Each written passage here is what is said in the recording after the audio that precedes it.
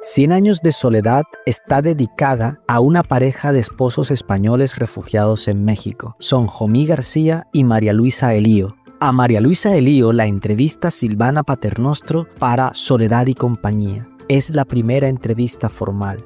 Uno de los testimonios lo compartimos aquí, en la voz de Caroline de la Cruz. Fuimos a cenar a casa de Álvaro Mutis. Entonces, Gabriel García Márquez me tocó cerca.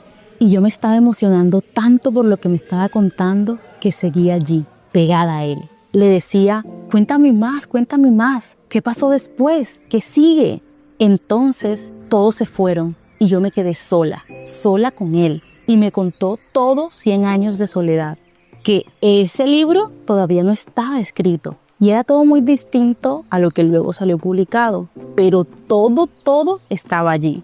Y desde un primer momento me acuerdo que se lo creí todo.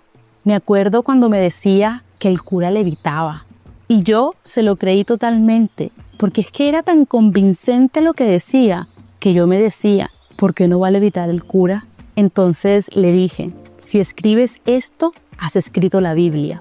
Tú puedes escribir la Biblia. Me dijo, ¿te gusta? Yo le respondo, es que es una maravilla. Eso que me estás contando es maravilloso. Se me quedó mirando y me dijo, pues es para ti. Le dije, no, por favor no me hagas esto. Yo creo que me vio con tal inocencia que Gabo dijo, se lo dedico a esta tonta. Para el episodio de hoy le damos la bienvenida a la periodista y escritora Silvana Paternostro, barranquillera residenciada en Nueva York, multipremiada, colabora y publica con varios medios del mundo, en Francia, en Inglaterra, en Estados Unidos. Ha publicado sendos libros, uno de ellos es el que nos reúne hoy, Soledad y Compañía, un libro que recorre la vida de Gabriel García Márquez, contada con la ayuda de sus amigos, admiradores, adversarios, borrachos, compinches, familiares, mamadores de gallo y unas cuantas personas de bien. Para este podcast nos acompañan Rafael Sarmiento Coley y Samuel Solórzano Cicerí. ¿Quién les habla? Jorge Mario Sarmiento Figueroa. Silvana, gracias, es un honor que estés con nosotros en este podcast, Llegar a la Gente. Gracias a los tres que me acompañan, a ti, Jorge Mario, porque desde que nos conocimos la noche de mi presentación, se creó una empatía periodística y que espero este sea una primera conversación de muchas que tengamos. Muchas gracias, Silvana. Allá en esa presentación en la Librería Nacional de Barranquilla, yo le contaba a usted que yo, en particular, tengo la experiencia de haber estado cerca de la vida de García Márquez gracias a mi padre, a Rafael Sarmiento Coley, que está aquí con nosotros. Rafael, yo te quiero decir que cuando yo era niña, que empezaba a leer el periódico, cuando mi abuelo lo traía a la hora del almuerzo y corría yo a quitárselo de debajo del brazo, yo creo que tenemos esa conexión desde entonces, porque para mí el Heraldo fue una piedra angular esencial de mi enamoramiento con el mejor oficio del mundo. Ahí empezó todo. Este periplo vital que tú estás desempolvando es importante porque la vida de Gabo ha sido escrita y reescrita al derecho y al revés, pero sin embargo hay voces muy autorizadas que pueden dar detalles de cómo era la vida de Gabo, por ejemplo, cuando era infeliz e indocumentado y vivía en el famoso rascacielos, en donde se inspiró para una de sus novelas más humanas, que es Historia de mis putas tristes. Y toda esta conversación cuando estaba editando esta nueva edición, pero nunca es tarde y me imagino que tú tienes un baúl lleno de tesoros, de historias que no conocemos todavía. De hecho, Silvana, esa pregunta se la queremos más bien hacer hacia usted, porque se han dicho muchas cosas de Gabriel García Márquez, pero que las digan las voces autorizadas y que esas voces se desdigan en ese ejercicio periodístico que usted hizo es realmente una experiencia enriquecedora y voy a usar la palabra muy nuestra, es una experiencia sabrosa de ver lo que dice Carmen Balcells, Jaime Abello Banfi, la familia, los hijos de Gabo, su esposa, sus hermanas. Mejor dicho, estar en soledad y compañía es como estar en una fiesta en la que todos hablamos y oímos de Gabo. Dasso Saldívar, uno de los biógrafos de Gabriel García Márquez, le dijo a Silvana Paternostro. Su testimonio lo escuchamos aquí en la voz de Marlon Natera. Yo descubrí una cosa, las grandes anécdotas que él cuenta no son inventadas. Si él las cuenta es porque las vivió. ¿Por qué? Porque Gabo tenía una vida tan impresionante, tan mágica, tan predestinada, que no necesitó inventar nunca nada sobre él mismo. Lo que él hacía era modificar, tergiversar esas historias autobiográficas para contarlas mejor. Para usted, ¿qué le sorprendió al encontrarse con cosas de García Márquez después de haber hablado con más de 100 personas? Yo llegué a Barranquilla en el año 2000, mandada por la revista Talk, y lo que estábamos haciendo en ese momento era una crónica para la revista. Y yo de Gabo, la verdad es que no conocía tanto pormenor. Yo había sido alumna de él por 3 días en el 95 en ese taller. Y 5 años después se me presenta esta oportunidad, me dicen que quieren hacer algo sobre García Márquez, ellos querían que yo me enfocara en todos los nombres importantísimos, eso a mí no me interesaba saber qué iba a decir ni el presidente Clinton, ni Francis Ford Coppola, ni Fidel Castro, simplemente porque ya había entendido de que hay una historia oficial que se cuenta, sobre todo cuando uno pregunta a estas personas que tienen una fachada oficial, y yo, por periodista atrevida, dije, no hagamos eso, yo vengo de Barranquilla, yo puedo llegarle a gente que nunca hemos oído escuchar, pero la verdad no sabía con quién iba a hablar, y como les conté esa noche, en la Librería Nacional llegué a Barranquilla y iré donde mi tío Moncho, que es Ramón Carbó, que yo sabía que había sido un poco de esa misma generación, y le dije, tío Moncho, ¿a quién conoces tú de la cueva? Y él me dijo, ya mismo llamo a Juancho Jinete, y Juancho Jinete llamó a Quique Scopel, y ahí empezó esta cadena interminable que me lleva a hablar hoy con ustedes, sobre todo con tu padre, que no veo la hora de oír sus historias. Lo primero que me llamó la atención fue, y también está en el libro, y de una manera muy diferente a exactamente lo oficial, que Quique Scopel y Juancho Jinete me dicen, no, ese Gabo era, como me dijeron ellos, un hueva. Él lo que quería era escribir, y me doy cuenta ahí, siguiendo mis entrevistas, que este señor tenía una disciplina impresionante. A ver si tu papá se acuerda de la disciplina de él, porque eso sí fue algo que un poco salía del esquema que yo tenía de este señor barranquillero que escribía tan perfectamente, pero entendí que era una misión que él tenía desde niño y que tenía una disciplina que todos tenemos que aprender un poco de esa disciplina y ese rigor que lo llevó a entregarnos estas obras majestuosas. Bueno, yo tuve la fortuna de haber empezado mi periplo periodístico al lado de Álvaro Cepeda Zamudio en el desaparecido Diario del Caribe. Y luego tuve otra gran fortuna de haber trabajado durante 30 años teniendo como jefe inmediato a Juan B. Fernández Renovich, que fue su compañero de pupitre cuando ambos tenían 6 años de edad, y sus padres, Gabriel Eligio y doña Luisa Santiago, lo trajeron a estudiar a Barranquilla y lo matricularon en el Colegio San José. Entonces, después de haber trabajado de la mano de Álvaro Cepeda Zamudio, Me vinculé al Heraldo por un llamado que me hizo Juan B. Fernández Renovici y bueno, él me contaba unas anécdotas fabulosas de las locuras que hacía sobre todo Álvaro Cepeda Zamudio, que era el cabellón Cepeda, como le decían, salía a veces con unas locuras tridimensionales. Pero de verdad, todo lo que se dice ahí, las voces que están ahí son las voces autorizadas, son las voces que conocieron de cerca en las entrañas a García Márquez. Y de verdad, tal como lo dijo creo que Juancho Binete, Gabo no era un parrandero, no era una persona amigo de las parrandas, era un hombre disciplinado, muy disciplinado, dedicado a leer y a escribir. Llegó el momento en que se alejó precisamente para concentrarse a atar cabos para las distintas novelas que tenía, sobre todo novelas que él conocía, que tenía grabadas en el alma, como Los funerales de la mamá grande, Crónica de una muerte anunciada, eventos de los cuales fue testigo de primer orden, porque en su infancia su padre lo llevó por Sucre y todas esas ciénegas y pues conoció de lleno, de viva voz, a los personajes de sus novelas.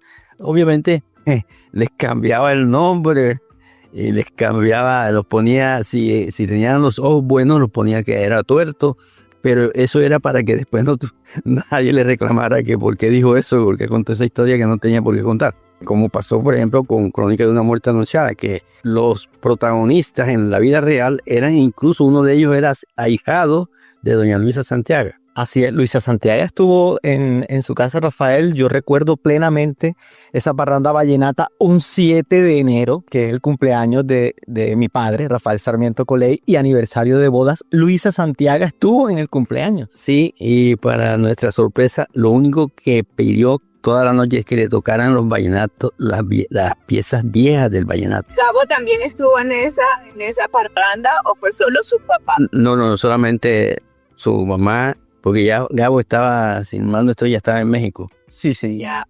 Pero yo a Gabo lo conocí antes de eso, cuando cada vez que venía a Barranquilla, el maestro Alfonso Fuenmayor le organizaba una reunión privada. Pero generalmente eran cenas en el apartamento de Alfonso Fuenmayor. Y como Alfonso Fuenmayor me cogió mucho cariño desde cuando fue mi jefe como director de Diario del Caribe, al único periodista de esa camada que invitaba era a mí. Yo tuve esa fortuna. ¿Quiénes más iban? Por supuesto iba el famoso, él era muy amigo también de Álvaro Cepeda Zamudio, Germán Vargas y el maestro Alfonso Fuenmayor, que era su ñía, pero su ñía, porque es que la cosa con Alfonso Fuenmayor era que su papá fue el primer colombiano que escribió una novela urbana.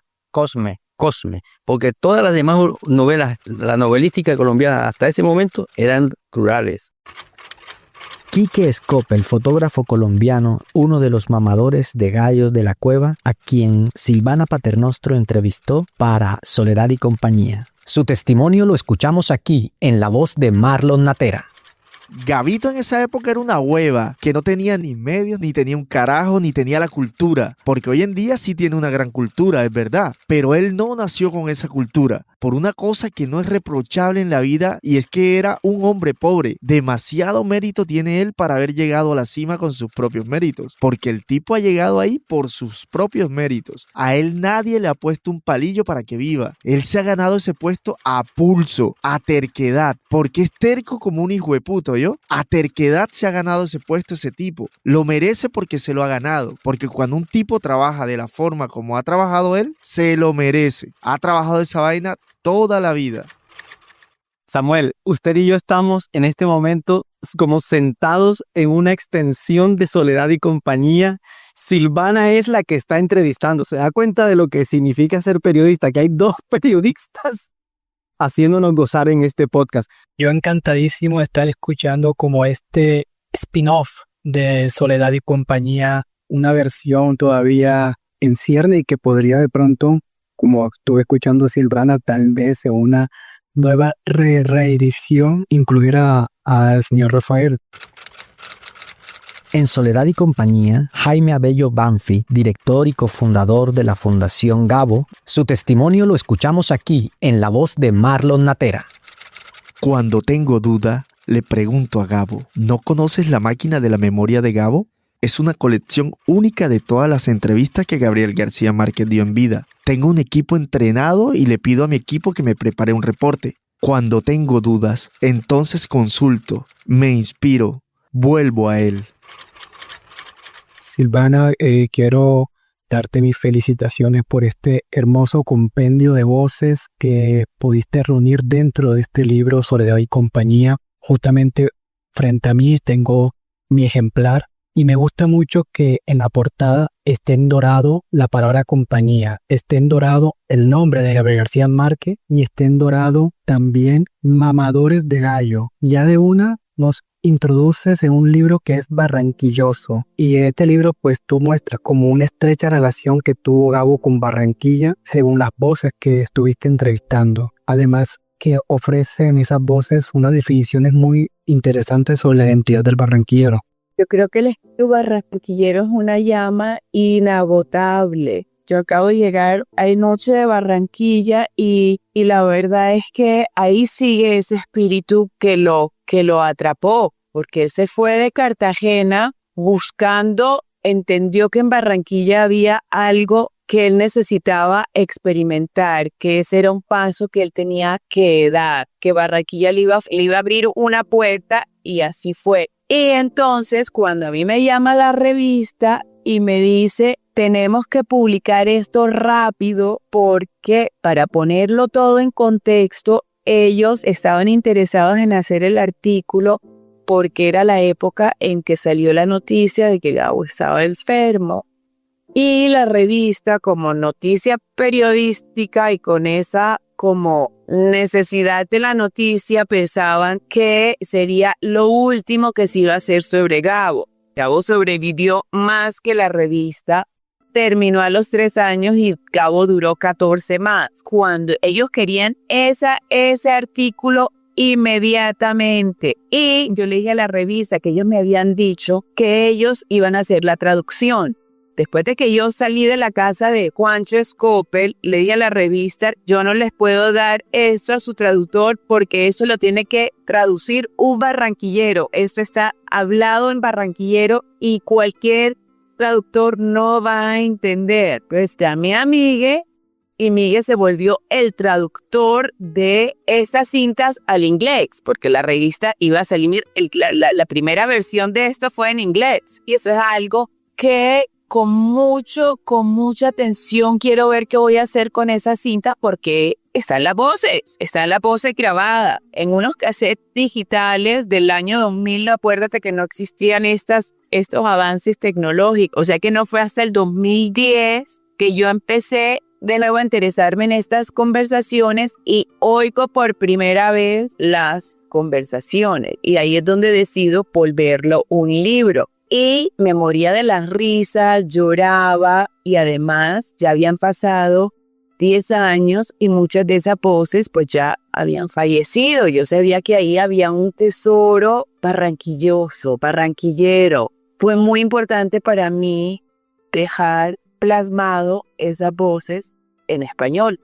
Qué maravillosa descripción lo que hace Silvana con la pregunta de Samuel. Qué belleza, porque de verdad que para las personas que hemos tenido el placer de leer este libro, nos hace sentir que uno es parte de esas conversaciones. Ya no solamente es el dispendioso trabajo de años de hacer entrevistas, viajar a varios países, pagar botellas de whisky para que Quique Scopel y Juancho Jinete se sienten a revelar cosas, sino también luego escuchar con tranquilidad las entrevistas y luego sacar de allí lo que puede ser ese tesoro que luego tiene que mezclar con los otros tesoros. Por ejemplo, ver juntos a Guillermo Angulo, Quique Scopel, Miguel Falqué Certeni, luego ellos juntos con Carmen Balcells, Jaime Abello Banfi, Héctor Rojas Erazo, Fernando Restrepo y de repente con Gregory Rabasa, traductor al inglés, tanto de Gabo como de Julio Cortázar, Gerald Martin, el gran biógrafo inglés. Parece que todos hubieran puesto una cita con Silvana en un mismo lugar y nos hubiesen invitado a todas, además de todos los barranquilleros al mundo entero. Gloria Triana, directora de la sección de festividades y folclore de Colcultura, pieza clave para que la recogida del Nobel de García Márquez fuera una fiesta. Uno de los testimonios lo compartimos aquí, en la voz de Caroline de la Cruz. Yo le hice a Gabo la última fiesta de despedida en Cartagena.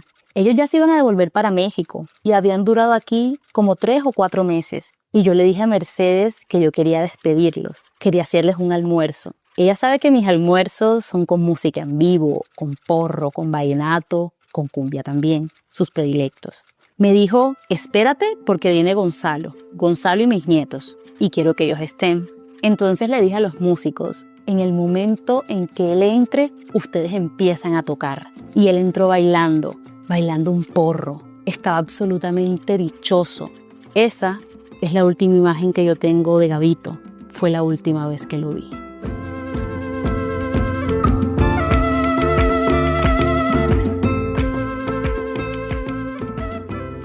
Silvana, ha sido un disfrute compartir con usted y como usted mismo lo decía, esto perfectamente sería un capítulo dentro de Soledad y Compañía gracias a ese compartir de anécdotas que han tenido Rafael Sarmiento Coley y usted. Samuel y yo nos hemos sentido asistiendo a esa conversación y de esa manera es que nosotros le hacemos a las personas que nos escuchan llegar a la gente, llegar a esta obra Soledad y Compañía de Silvana Paternostro. Muchas gracias Silvana por estar con nosotros, gracias a Rafael Sarmiento Coley, a Samuel Solórzano que me acompañaron en la realización de esta entrevista y a ustedes que siguen el podcast Llegar a la Gente. A ustedes, colegas, a la próxima. El podcast Llegar a la Gente es una realización de Jorge Mario Sarmiento Figueroa, con la producción técnica de Marlon Natera, música original Julián Andrés Sarmiento Figueroa, el hijo del búho.